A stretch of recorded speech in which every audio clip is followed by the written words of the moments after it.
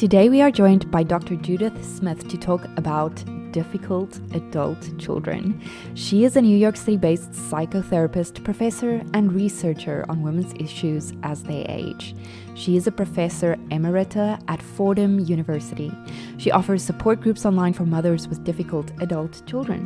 Her book, Difficult: Mothering Challenging Adult Children Through Conflict and Change, is based on a 3-year research project and brings to life the stories of 50 women, each over 60 years old, whose lives were drastically altered by becoming the default safety net for their adult kids. To learn more, please visit www.difficultmothering.com. And now, here are your hosts. So today we are joined by Judy. I am so happy to have her here, and we're going to talk about difficult adult children and difficult mothering. I have so much of this in my past. I've seen it in my family. I've lived through it. So I'm so interested to dive into this topic with you. But I mean, right from the start, we could say if you think about difficult adult children, we can all kind of put a meaning to that and what we see as a difficult adult child. So to set us up for a good foundation for this conversation, can you define to us what you mean with difficult adult children and specifically how you define that in terms of your book? Well, when I started this project, I was really interested in how older women I interviewed, and the people I work with are generally women who are in their 60s, sometimes they're in their 50s, 70s, 80s. But I was interested in understanding what happens to women's experience of mothering as they get older, and what issues in their adult children's lives have an impact on them. And change, make them feel worried, make them feel concerned, make them feel angry. So I did a qualitative research project to find out from mothers themselves what were the issues. So I actually went to senior centers in the United States, and after bingo, I had a little 5 minutes and I said, who's a parent? And everybody said, they were all excited to talk with me. I said, what were the problems when your kids were 3? Sharing, sleeping. I said, how about when they were 6? Friends, 12. I said, how about 40? And then the room got quiet and somebody said, drugs, depression. I said, well, I want to talk to those of you who have a 40-year-old who you're worried about. So I went into the corner. I had no idea if anybody would come, and people did. And I kept doing this over and over again. And what I discovered after talking to 50 people, the issues for the women who came to speak with me was primarily serious mental illness and substance use disorder.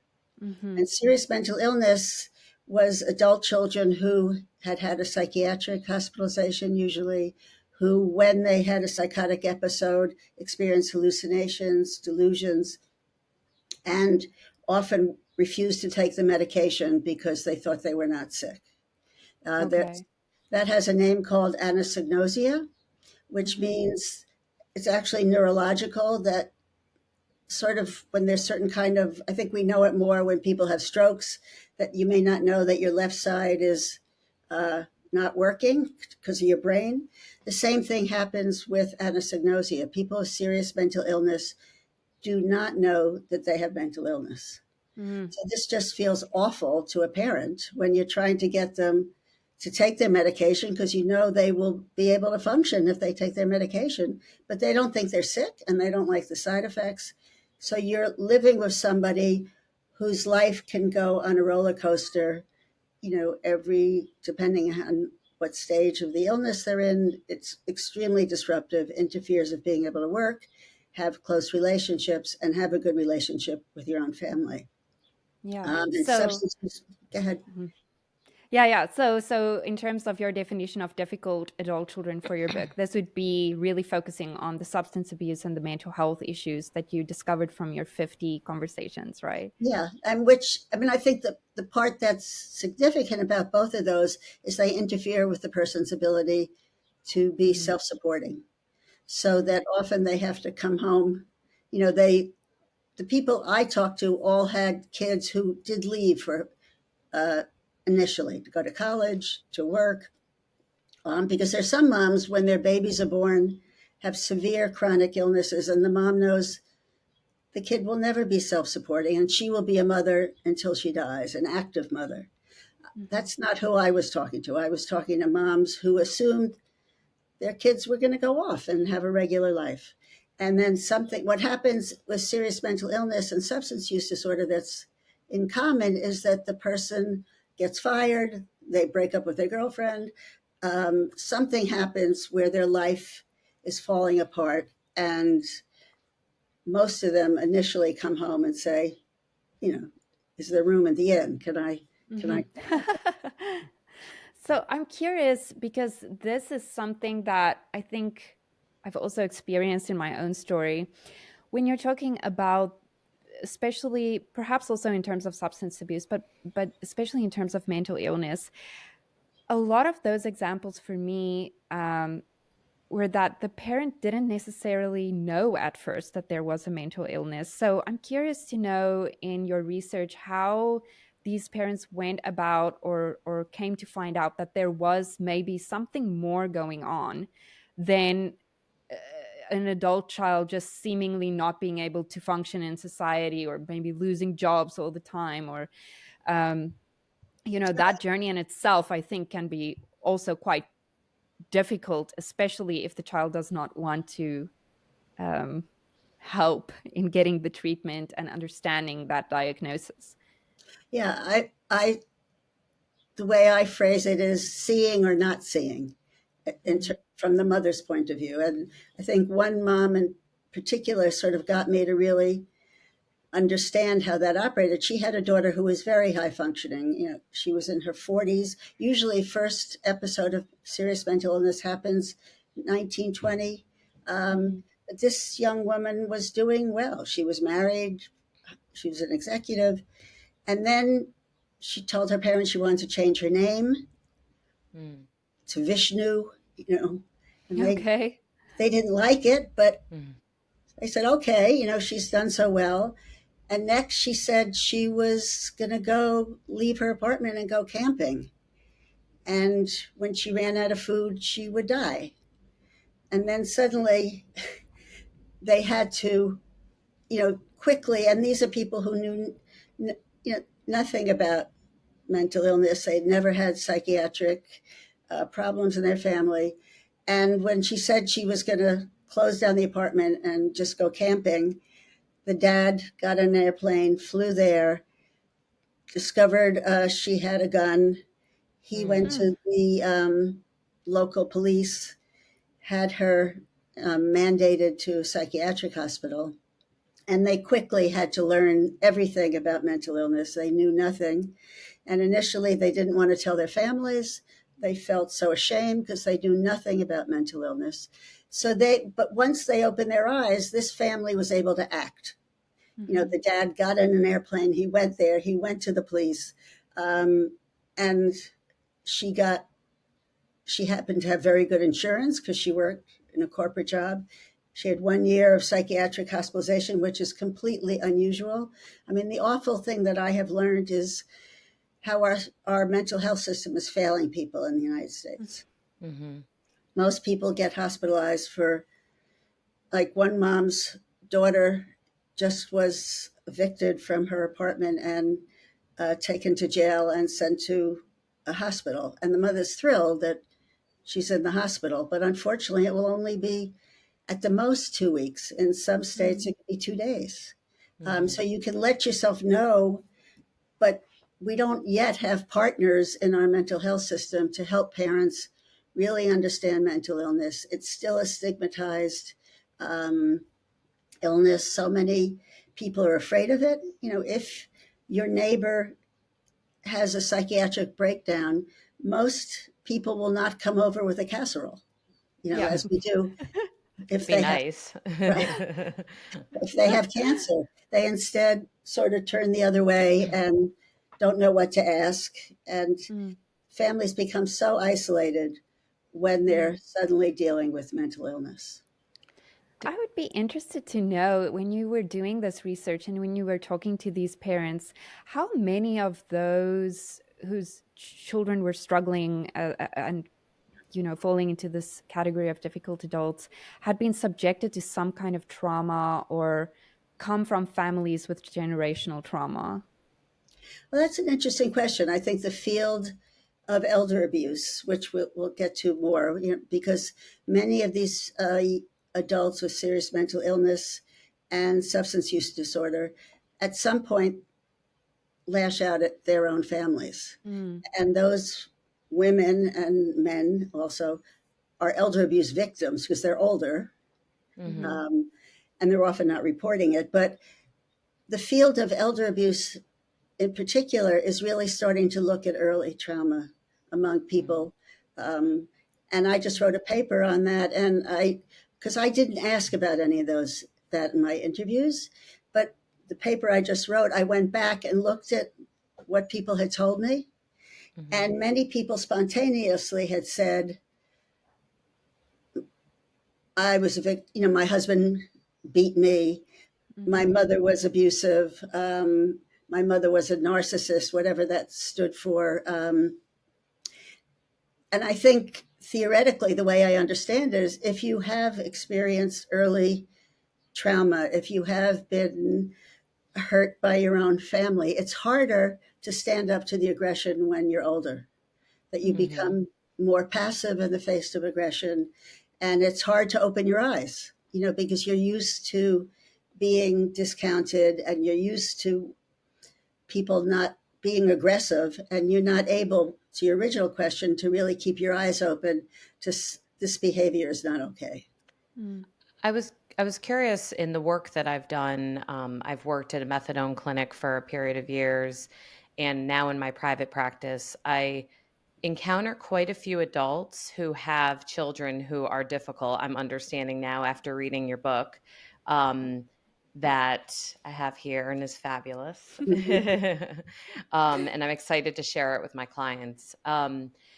What I encounter often is this intersection of helping the adults, the adult parents, understand that it's okay to make decisions despite the guilt that they experience of not being able to fix or help or correct what's happening for their adult difficult child.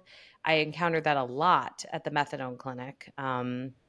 Especially sometimes I would be the counselor to the adult difficult child. We would bring the parent in and we would have to have sessions around it's okay that your mother is not supporting you right now. It's okay that your mother is choosing to set a boundary with you.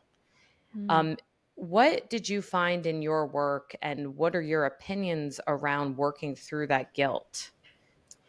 I think it's extremely hard. I now run support groups for moms who have difficult adult kids, and I think this is the lifelong struggle, in terms of how do I begin to protect myself more.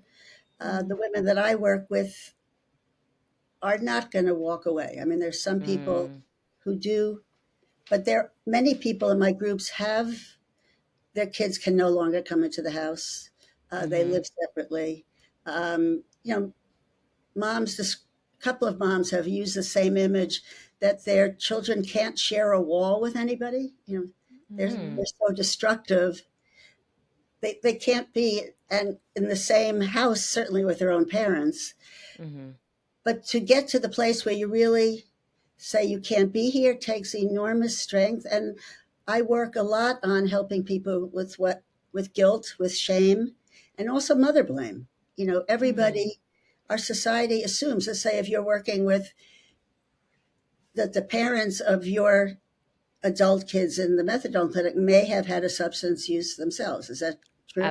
Absolutely. And or there was, as Jean was alluding to, perpetual trauma within the Mm. family structure. Yeah. So Mm. that's very hard to not blame yourself, the assumption Hmm. I was a bad mother. And the question then becomes, how long do you pay that price? Mm. Yes. What is the sentence for having had a substance use problem yourself when you were younger? I mean, one Hmm. social worker describes some really wonderful work she did with a mom whose adult child was really a child. We're talking about a 42-year-old woman, was living with her mom and very, very abusive, hitting her, biting her, throwing things at her. It took like 2 years of engagement with the social worker before she finally evicted her, called the police. But 2 hours later, the girl got on the phone and said, what kind of mother evicts her child? So the mom brings her back. But then she continued to work with the social worker, and she got an order of protection, not exclusion, but an order of protection within the house. It's a piece of paper that says, if you hit me again, I will I can have you arrested.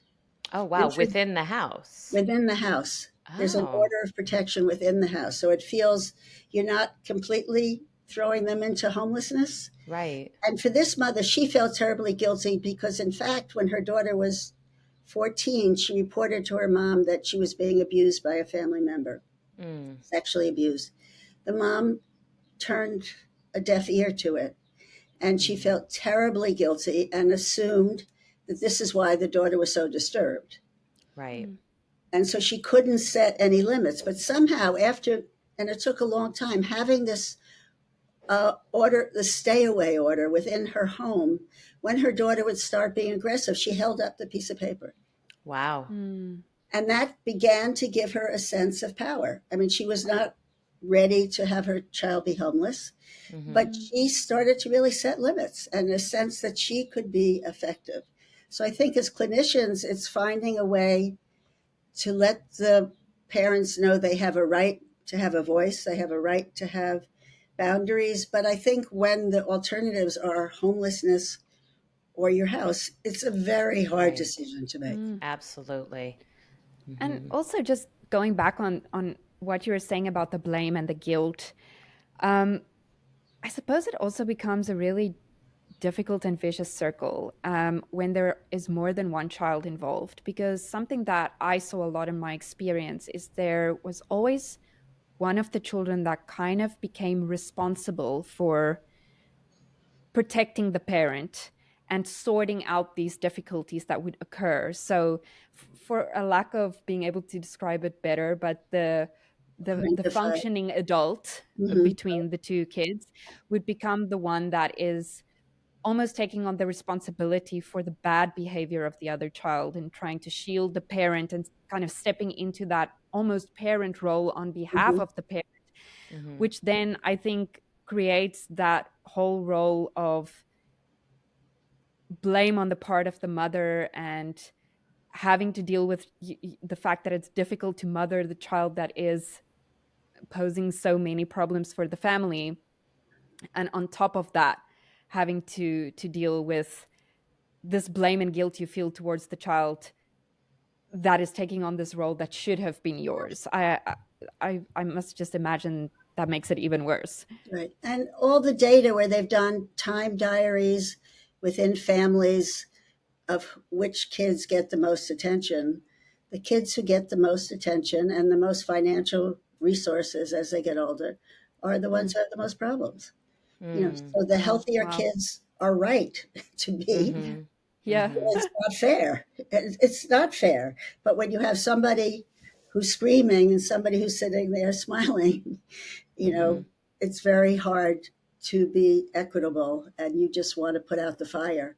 And, and also if you're talking about somebody who's not functioning, the more healthy sibling worries, what happens when my parents are gone? Yes. Do I have to take over for this? Right. Oh, I encounter that so much in my work. And I actually even saw something like that play out in my own family. So what do you say to people in those situations? Those, I guess, would not be the mothers.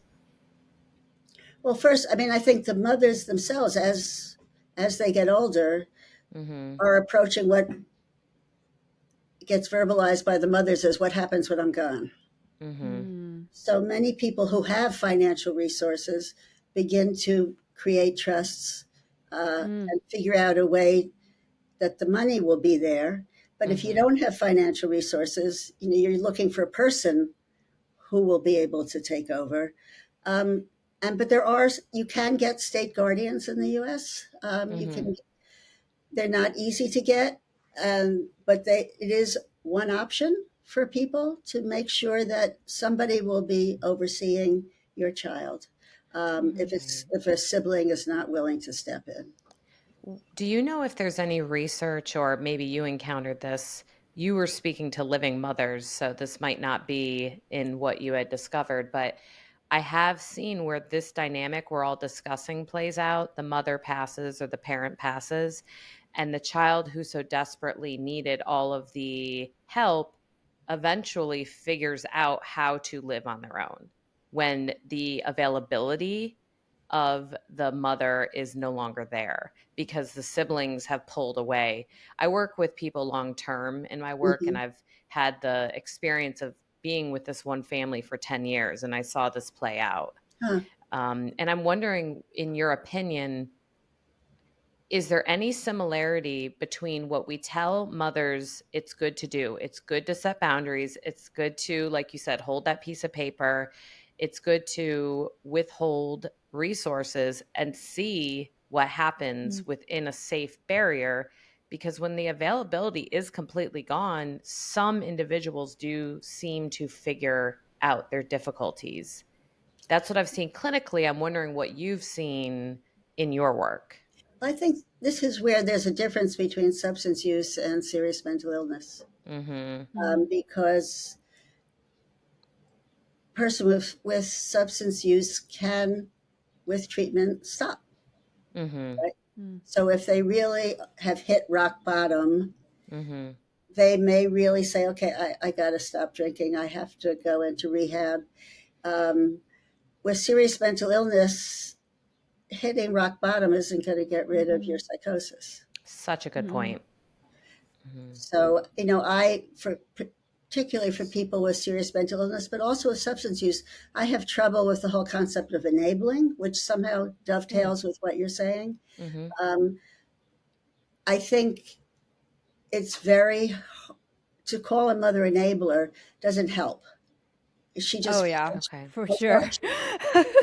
you're telling her she's bad again. I Mm. think if we really acknowledge how hard this is, to Mm-hmm. really pull back and let them take more steps. Um, and yes, I think the more independence we can give our kids, I mean, that's one of the thing about being a mother. We have two jobs. We're supposed to launch our kids and increase their independence, and Mm-hmm. we're also supposed to be there in crisis. Mm-hmm. So, what do It's you hard to do? balance. I mean, these things go completely against each other. And I think it's what parents, even of healthy kids, you know, how much money do we give? Do we help with the house? What do we do? Mm-hmm. This is one of the dilemmas of a parent, and each one does it in a different way.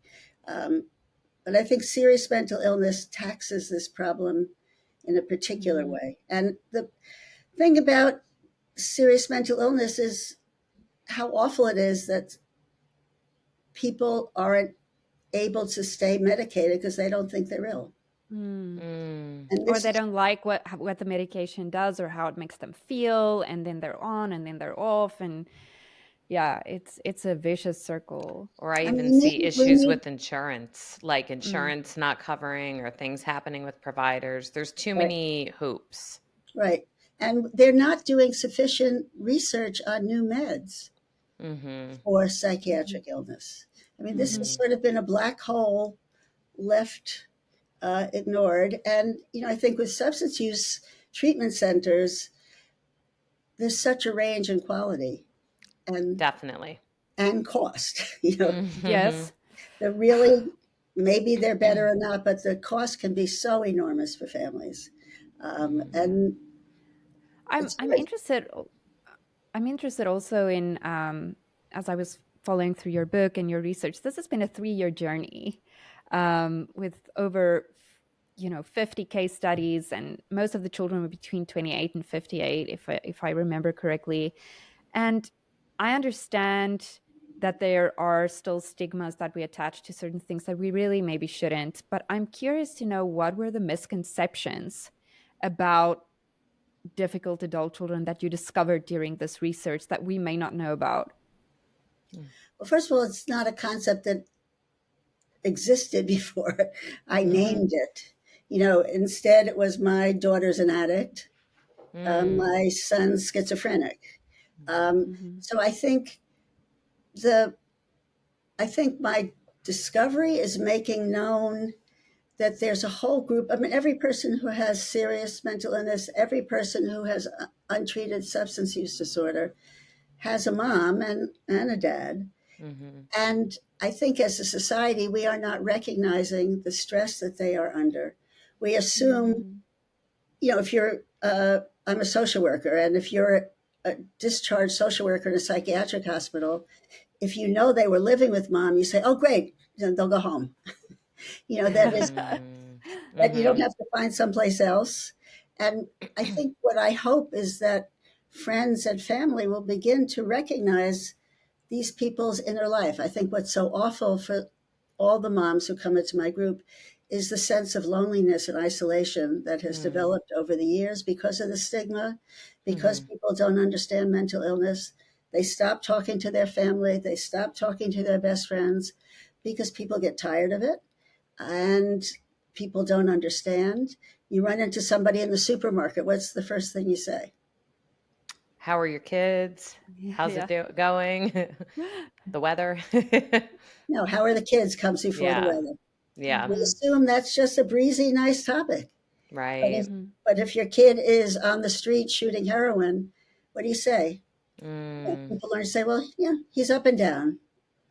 Yeah. So the loneliness is awful. And I hope, the mothers in my group help to try to support each other in finding words for how do you talk in the supermarket? How do you talk when you go to a wedding? I mean, I think the grief for mothers when they go to their kids' friends' weddings and the grandchildren are coming, and there's enormous grief that comes with this in terms of the unfulfilled potential of your adult child. But I think how we help, Amelia, your question is how do we help parents work through the guilt? I suggest small steps, and begin to articulate small steps you want to take, for yourself, making sure you're going to a doctor, making sure you have alternative plans for Thanksgiving. I mean, that you really plan it through when you know that your son may come in and disrupt the whole thing. Even to say, I'm sorry, we'll have a separate Thanksgiving with you, but this is not going to work this time. Somehow you slowly help them find ways to really acknowledge that Thanksgiving's not going to be fun unless we really plan it differently.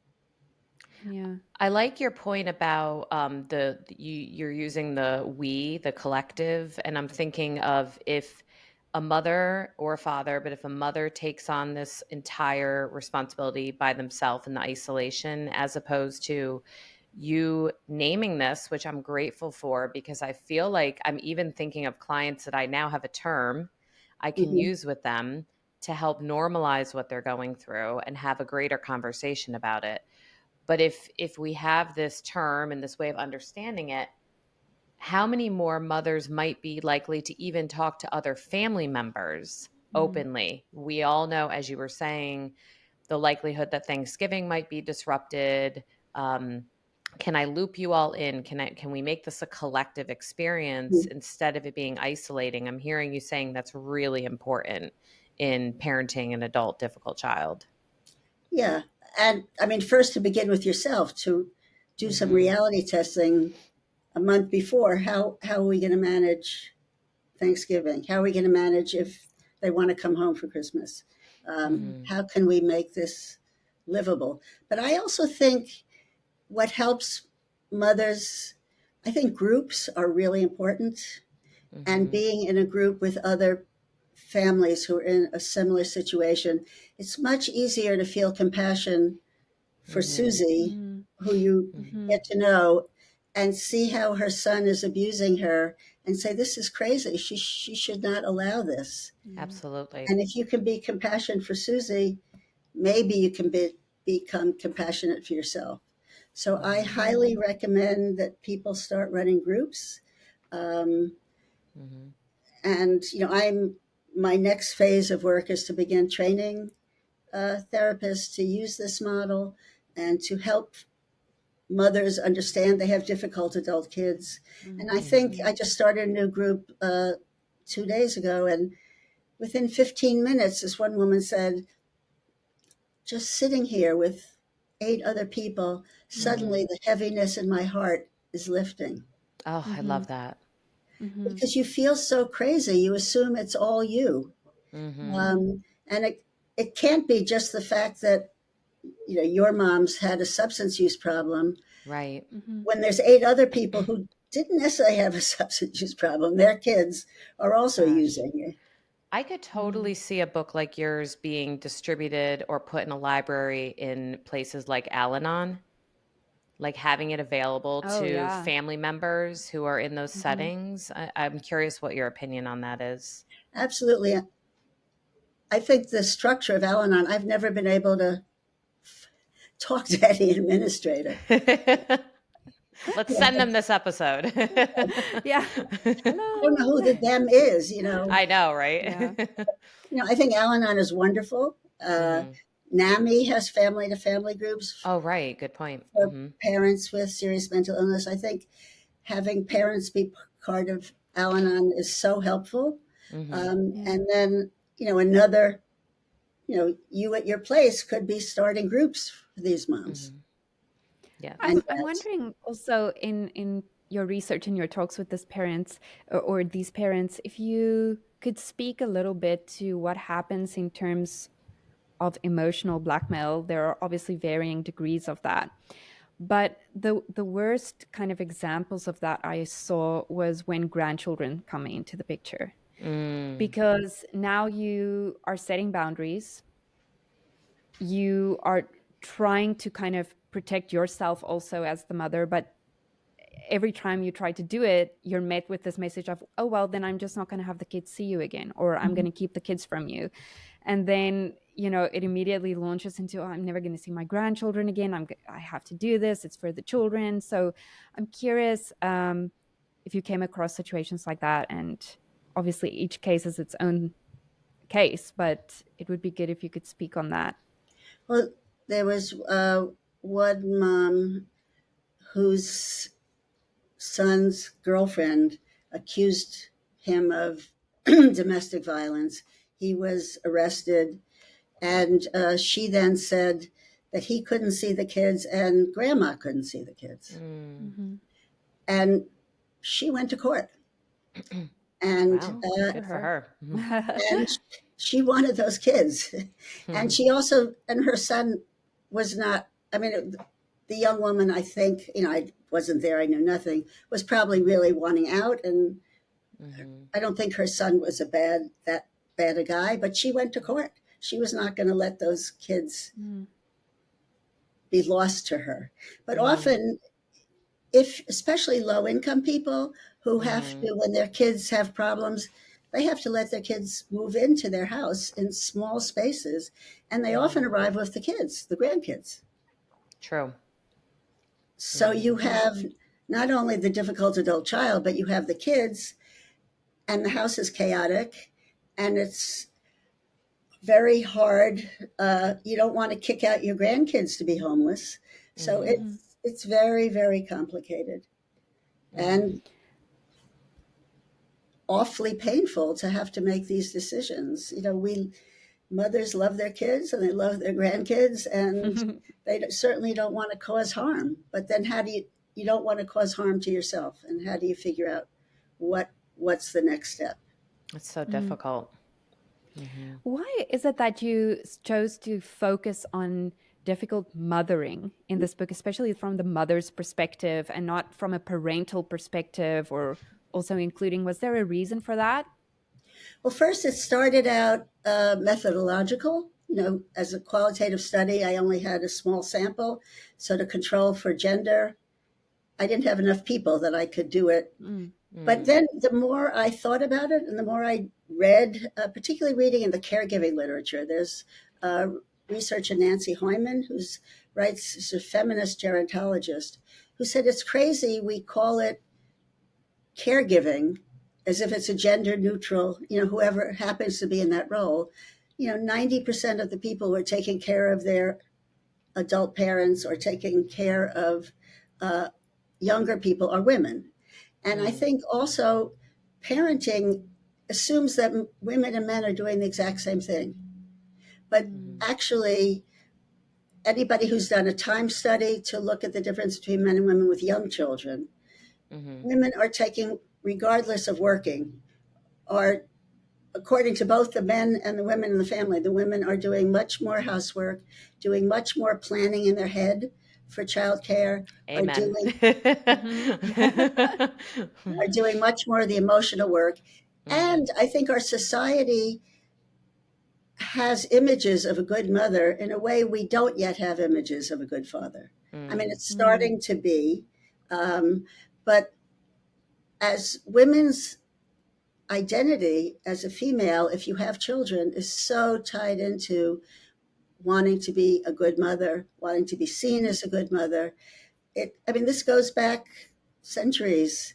And I just think there's a cultural piece for women about parenting that's different from men. If I was 30 years younger, I would repeat the whole project with men and see what happened. But right now, it's, I think it's very helpful for women to be with each other. And I also think having a difficult adult child often breaks up marriages. This is marriage. We all know marriage is hard no matter what. But if you have a kid who's struggling, being on the same page, being able to compromise becomes extremely difficult. So for right now, I think helping women, and I think it would be great if people started fathers groups and how this works. I'm glad that I did what I did, and I think for the groups, it would be very different if there were also men in the room. Agreed. So for those of our audience listening that resonate with what you're saying today and with the message, is there maybe one tip or point or a piece of advice that you can give them if they are struggling that they can try to incorporate today? Well, first, I think you want to know that you're not alone. You did not create this whole thing. Maybe, yes, you were not the perfect parent. Maybe you had issues as a child that led to your own issues. But if your adult child is using substances, has serious mental illness, there's millions of other people in that situation who are also struggling. This is a societal problem that we don't have enough substance abuse treatment centers. We do not have a good mental health system, and families are being left to be the only safety net for these kids. And this is an impossible situation. You cannot do this alone. I think the two pieces, you cannot do this alone, and you are not alone. And if you really take in that this is more of a structural problem and start finding groups where you can begin to openly, in a non-judgmental environment, talk about your situation, something will lift and you will begin to see this as a problem that's outside of you, not of your own causing. Gosh, I love that. So Judy's book is called Difficult. Could you perhaps tell us where our audience can go to buy it or pre-order it? Is it on sale already? Tell us everything we need to know. It's Amazon and every online bookstore. It is not in the bookstores because my publisher doesn't put books in the bookstore for whatever reason. But every online bookstore has it. Also, you can ask your library to buy it for you. Every single library will purchase a book that a customer asks, and they all have forms on their website. And also, if you come to my website, which is difficultmothering.com, I also have a Facebook page. It's Difficult Mothering. You'll find me in every way. So it's Judith Smith at Difficult Mothering. I'm easy to find. I'm one of the few people who's really looking at mothers. So if you just type in difficult adult children, I will pop up. And, reach out for these resources. I think the book makes women feel much less alone. Just reading other stories by people who've gone through. I just talked to somebody whose son had tried to kill her, and she had never really spoken openly about it. Goodness. And reading about this in the book, she just couldn't believe that somebody else was openly talking about it. And I think being able to see it, feel it as something outside of you will bring you relief and help you to make some decisions that make sense for you. Absolutely. This was such an amazing conversation. Please go out and buy your copy of Judy's book today. You can also go to our episode notes and links and be referred to Judy's Facebook, homepage, and of course to Amazon and other places where you can read the book. Thank you so much for joining us today. Okay. We had Thank you so so much fun much. talking to you. Thank you. Thank you. Really good to meet you both.